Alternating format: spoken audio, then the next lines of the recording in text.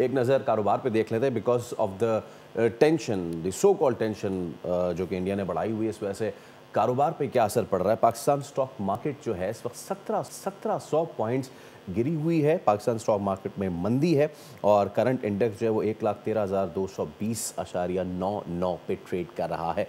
बात करेंगे अपने नुमाइंदे कफील अहमद से। सो कफील, फाइनली स्टॉक मार्केट पे भी असर आ गया तमाम तर सियासी मामलात का?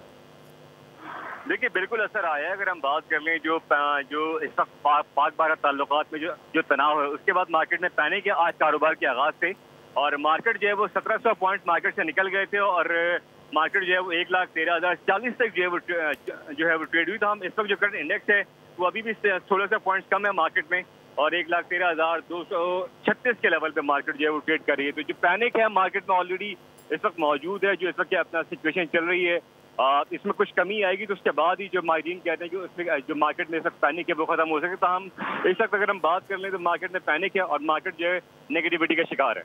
ठीक है कफील, बहुत शुक्रिया मार्केट सूरत हाल से आप हमें अपडेट करें।